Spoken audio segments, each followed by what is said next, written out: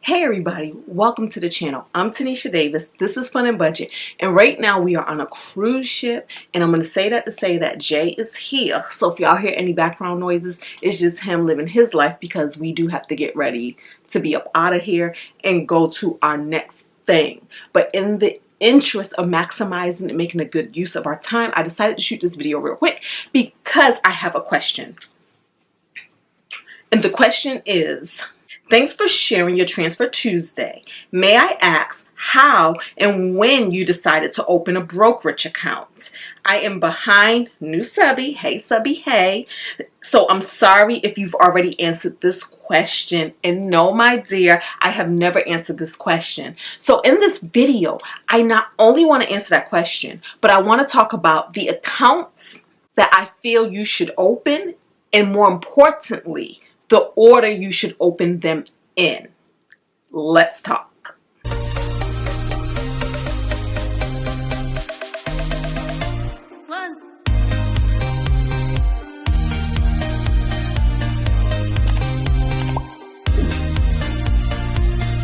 So the first thing I'm going to say, anybody with a job, once you get a job, the first thing you should open obviously is a checking account. Why? Because this is where you're going to do your direct deposit. Now do research. If you can find a checking account that pays you interest, awesome. But I know that most checking accounts don't. So what I will look for in a checking account is something that has little to no fees.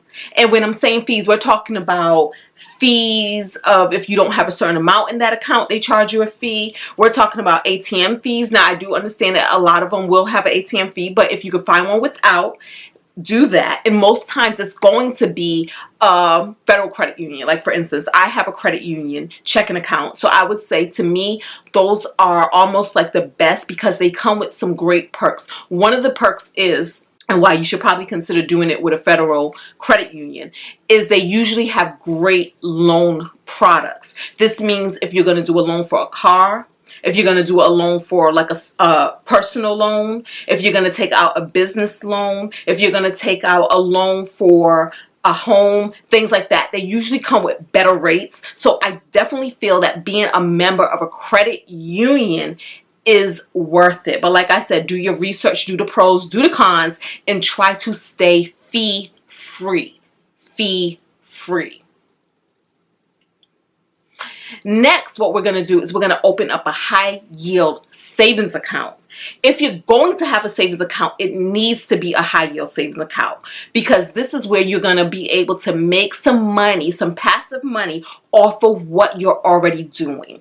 Again, a lot of us have our emergency savings where our goal is to get 3 months of our living expenses saved, then 6 months of our living expenses saved. Then you may want to move that to 9 months to a year, depending on your level of comfort, okay, and the risk in the career you may do. And I say that because for some of us, it may take us longer to search for new jobs than others, right? Like if I'm looking for a job that comes with all these amazing perks that pays this great income, it may take me 3 to 6 months before I can even find something else. So you want to store that money in a high yield savings account. Right now, y'all already know, I do Goldman Sachs Marcus account because not only does it have a high yield, Google it.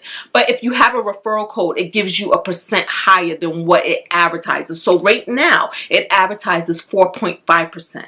However, if you open up an account with a referral code, you get 5.5%. And if you share your referral code with others, they let you do it up to 5 times, you will get an additional 3 months at that higher rate, and so will the person who uses your referral code. If you need a referral code, email me, right? All of mine are taken. However, a lot of you have shared your referral codes with me, and that's the referral code that I will pass on. Why? Because here in Fun and Budget, we are the community that keeps on giving. We are here for each other, we share with each other, and we want the best for one another, okay? So that's the second thing I feel that you should do. Now, some of these things are going to run in conjunction. Like for instance, you can open up a checking account and you can have a high yield saving account at the same time. You don't have to do one and then be like, now let me go figure out the next thing. So with that being said, the next thing we're going to look at is 401ks. If you work for a company that offers a 401k plan, you need to invest in that, okay? I don't believe that you need to save up your emergency savings first and then do 401k. I think that you could do these things simultaneously. How it may look though is you may not contribute as much to your 401k up front, but you will contribute something. And then once you have your emergency account established and where it needs to be, you're going to then raise your contribution to the 401k. Check to see if your company offers a match. If it offers a match, your first goal is going to be to go ahead and contribute what they may match to. For some companies, they say they match 3%. For some, it's 6%. I actually have the amazing luck to work for a company that matches 10%.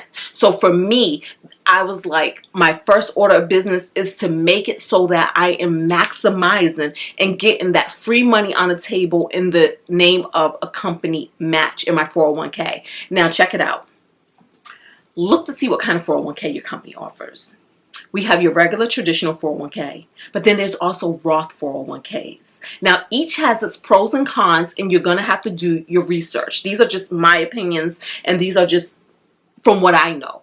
Yes, there's more to these things, but that's not what this video is about. But let me give you a brief difference between the Roth 401k and a traditional 401k. Now, if my company offered a Roth 401, I would invest in that first.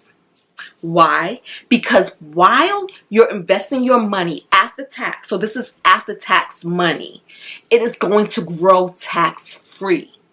And that means that after it makes all of the money, because you're going to keep it there for 10 years, for 20 years, all the way up until you reach retirement age, all the money that it has grown in the market, you will not be taxed on again. Okay? Now again, you're going to have to figure out what works for your lifestyle and what you can afford, because with a regular 401k, that's going to be money that they do not tax up front, right? So that means that the money that I put in there is going to come out of my paycheck, and then they're going to tax me after that money is pulled. So it is pre-taxed money. However, the money that it makes as it grows in the market, you will then be taxed on it after retirement. After you stop pulling the money will then be taxed as income. So again, look at the pros and cons, look at your lifestyle, look at what makes sense for you and your unique situation. All right? With the 401ks, the other reason why this would be my next step is because you can invest up to $23,000 a year. That's for this year, right? $23,000. Usually every year for the past few years, it's been going up by like $500, but $23,000 tax that won't be taxed up front if you're doing a traditional 401k. All right. So that is why I would definitely do that next, because it's a larger sum of money that you get to invest with tax advantages. Okay. If you are over the age of 50, you can also then invest an additional $7,500. This is in catch-up money. Okay, so they say over 50, they know us. They know a lot of us ain't start investing until later in life. So if you're over 50, you can do an additional $7,500. So that's 23. So what is that? So that is $30,500 that you will be able to invest with tax advantages. All right. Next, after my 401k, if I still have money to play with, I will then do an IRA. Now, once again, this is going to be depending on your unique situation. For me, I make too much money to do a Roth.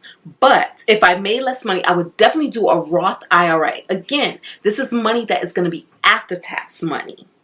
However, the tax advantages are everything that this money earns in compound interest will not be taxed. It will grow tax-free afterwards. So I would definitely do that. If you cannot do a Roth IRA, I would then do a traditional IRA. Now, I do a backdoor Roth, but that was a whole nother video where I put it in a traditional first and then I roll it over to a Roth. So there's a way to do that. However, I would do the traditional. What's the difference between a Roth IRA and a traditional IRA? The Roth IRA grows tax-free. The traditional IRA grows tax-deferred, okay? Now, again, tax deferred is going to mean that once you reach the age of 59 and a half, the money that you earn in your IRA will be looked at as taxable income. Now, the benefit of this is by the time you're 59 and a half, depending how you set up your strategy, you may be at a lower tax bracket. You see what I'm saying? So right now, if I was taxing that money at the rate I'm paying taxes now, it's going to be a high rate. By the time I retire, I may be at a lower rate. So it'll be less taxes paid. So that is one of the advantages. But again, do your research and plan your strategy on how all of this is going to work for you. Okay, so either way, there will be some tax advantages. Some may be better than others, depending. All depending. For the IRAs, you can invest $7,000 a year. If you're 50 and older, you can do an additional $1,000, so that will be $8,000 a year. The other account I would invest in, especially look at to see what your company may offer. My company actually funds some of these accounts, so one of them is my health savings account. If you have that option, definitely look at it because, again, this is a tax advantage account. So this means that the money I contribute to this account will not be taxed, okay? Now, there are many benefits to a health savings account, and I have another video, Eye in the Sky, but we will also be making future videos on the pros and cons and things you may or may not know about a health savings account, all right? And if you don't have a health savings account, they also have FSAs, flex savings account. So see which one your company offers, but definitely take advantage of them. Now, the difference with the FSA is that you have to use the money. You have to use the money in the year that you put the money in. Now, again, it is tax-free, so you will not be taxed on this money. However, if I had an FSA, I will not overfund the FSA. I know we can't plan for the future, but I will look at some of my bare minimums. What are some things that you buy? Because, for instance, you can actually buy feminine products with your FSA. Okay, that's for your cycles, birth control, things like that. So you can buy those things with your FSA. So I will look at the very least, what are the things that I'm going to buy anyway? And can I do this tax-free? And I would use my FSA. I will put that much money every single month in the FSA to cover these things. So just look at the strategy of that, okay? But with the HSA, that money can be invested in the market. So that's another reason why I would definitely look to max that out. And again, more information on that in other videos because we ain't got that time right now. All right. With your HSA, if you're single, you can invest $3,850 a year. If you have a family, you can invest $7,750 a year. Now, after I take advantage of all of those tax advantage accounts first, I would then open a brokerage account. Only after all of that other stuff is done. And the reason why, now, and when I say done, I mean max out. I will max those accounts out. If I have money left over after that, then we do the brokerage account. Now, this is just my opinion. This is nobody else's opinion because we know that there are a lot of people who don't have those accounts and they play in the market.